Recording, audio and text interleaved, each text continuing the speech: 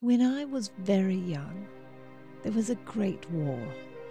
A war that spanned the galaxy and devastated the human race. Whole families were torn apart. I myself was now alone, living with refugees on a desolate planet.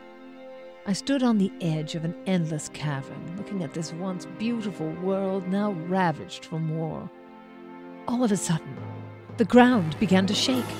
I fell to my knees, holding on for dear life, as the ledge I stood on was separated from the mainland when the bridge crumbled and fell. I was trapped, alone, with no way back. It was only a matter of time before what was left of my ledge gave way and I was killed. And that's when it happened.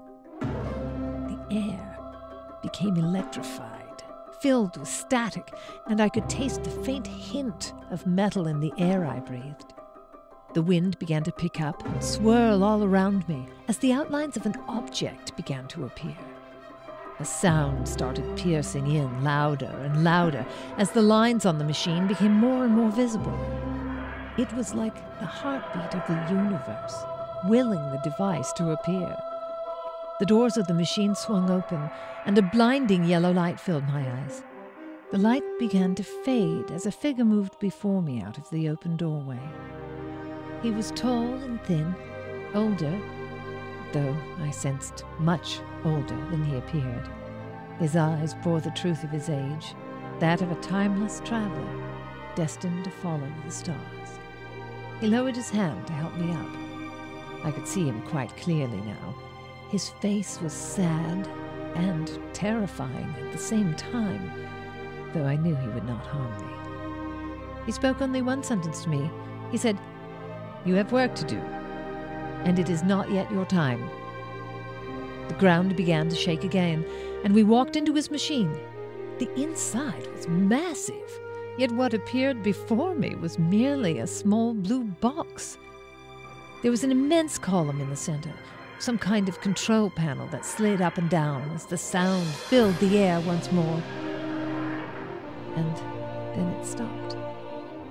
He motioned me outside, and we were now in front of the compound where I lived. Safe. He walked back to his machine, leaving me. I called to him and I asked, "Please, tell me your name." He stopped and merely smiled, and what he said was, "The doctor." I asked him, "How did you know where to find me?" The doctor said, "Because you told me when we met the first time." He smiled and closed the doors behind him with a snap of his fingers. I saw him again only one other time.